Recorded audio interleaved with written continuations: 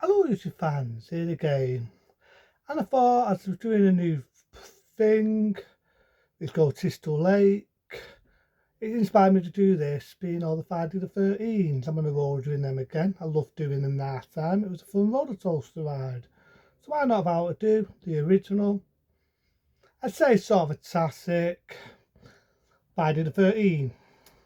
Now at the time, the producer who actually worked with Wes Craven did the film, as we all know, being in 1972, The Last House on the Left. And if you all know, I reviewed it years ago. It was in the video nasty era. It was banned in the UK for a number of years. When we did get it, it was cut to pieces. Happy to say now you can see it in its sat. Very disturbing film, Last House on the Left. Very disturbing film. But I will say one thing though. It is a very, even though it's an hard film to watch, it's a very well made film. Shock horror, because people think The Last House on the Left, a very well made film.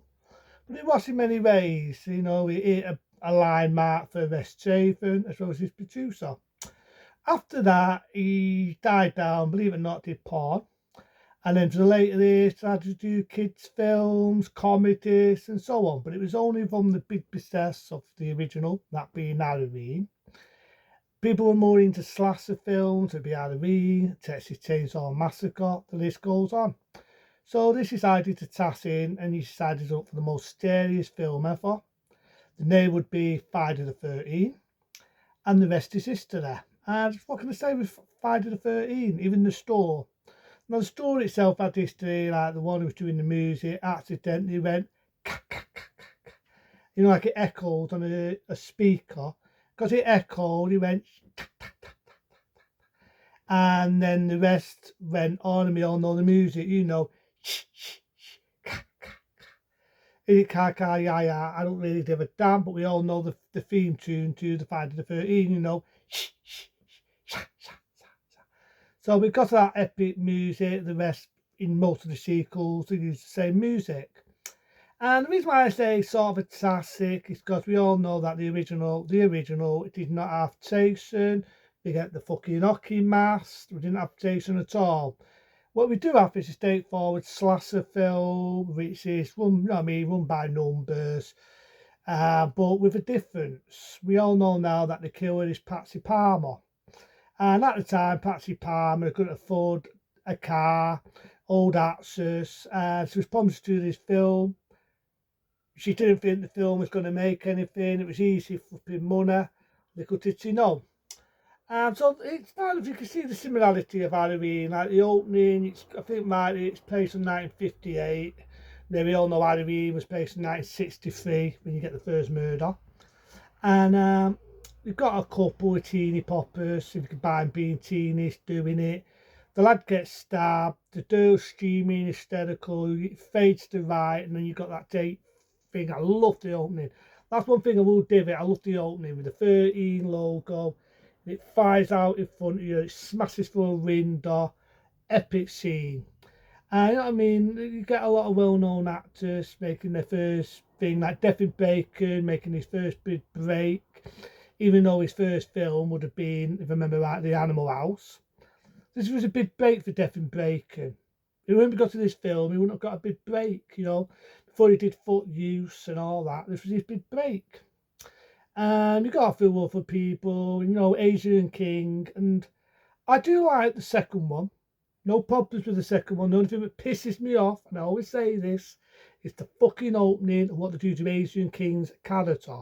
I'll get onto that when I do that one, why it pissed me off. Because apparently, when this film was being made, I'll say it anyway, there was a stalker, wouldn't leave her the fuck alone, so she didn't want to get that much into films.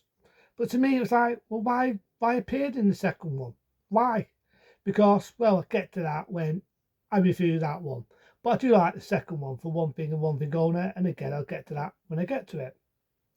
So, you know what I mean? There's a lot of good things. Like, you got one girl in it.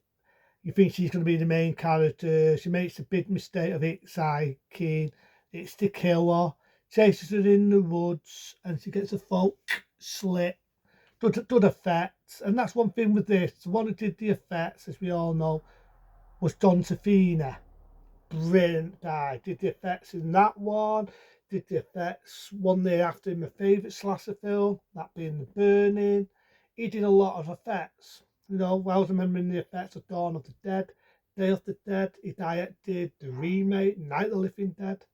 The list goes on. The list goes on. So you got one kill there. You got to see me the kill with Snake. It was done for real. Was it really needed?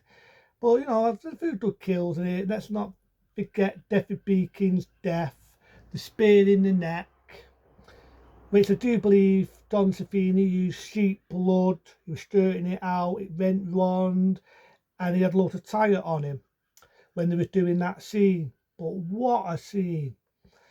I do know originally when we did get it, it was Tim Down, and that was the only thing with any of the Friday the 13s. There was Tim Down for our wonderful MPA. And we all know the 8th Friday the 13th was raped stupid by the MPA. Happy to say now you can get the original uncut. I just wish, right?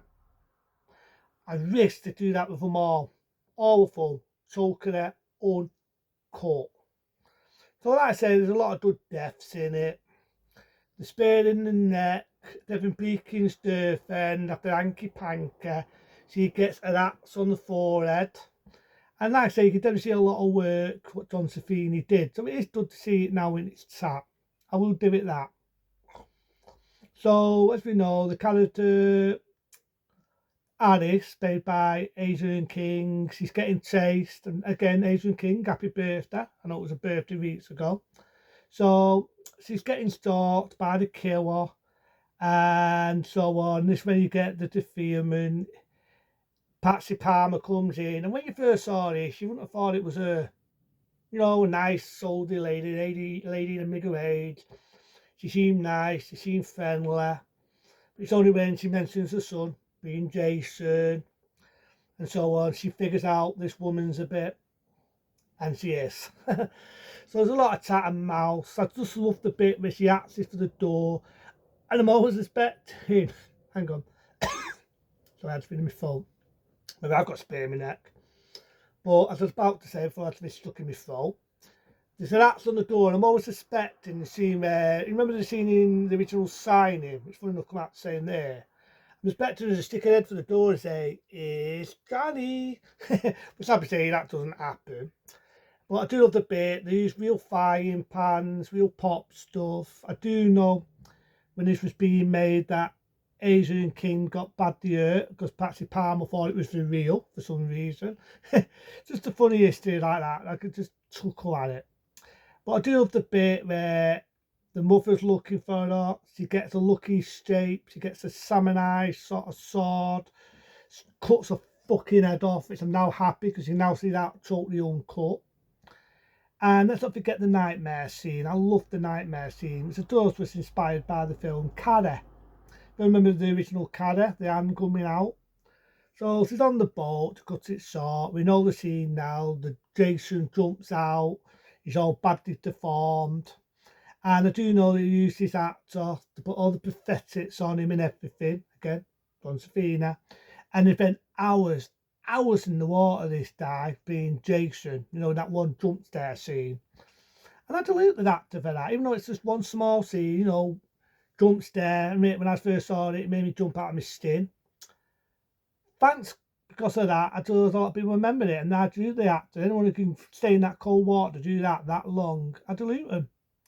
So till she wakes up, it was a nightmare of the Jason bit, but then it leaves you opening. It's still out there, and that's what she says, and then it ends with that beautiful theme tune. And then it does, we got to that made everything what fucking Alice went through was fucking pointless. She might as well just got killed, because in the sequel that's what does happen. So to spoil it, but people should know it. It's a classic. But I do like the second one, apart from the stupid opening. But I do know there's an uncut one, which is even worse, because well, I'll get to that when I review it. But I do like the second one and all. For one thing and one thing only, Amy Steele, who's now the next final girl. I'll get to that again. But this isn't one of my favourites, I've got to admit, but I do respect it. I think Patsy Palmer nails it. I know she was ashamed originally, but now she embraces it. May she rest in peace. You know, it made Devin Bacon. I do like Asian King, even though they kill her off in that one. I do like that. You know what I mean? I like Don Safini and any of the effects he does.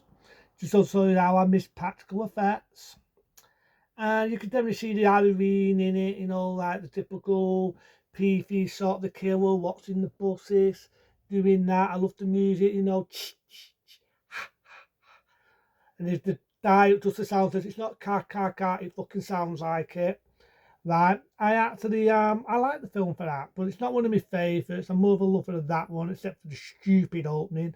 I can watch that as a time waster with the 3D gimmicks. I do like that one. I like the characters in that one. That one I think is an unestimated one. The sixth one's my favourite. The seventh one would have been a good film and it wouldn't have been cut down. The ninth one I didn't mind it, even though people don't like it. I'm going on and on now, but out of it the points it deserves. Because, yeah, in a way, it's a classic. You can definitely see how it inspired a lot of other horror films after. And it definitely made an eye on as the series went on. So for the beginning, the original classic, I'll give it a 4-star rating. Ready then? Be smart. Be safe. See you later.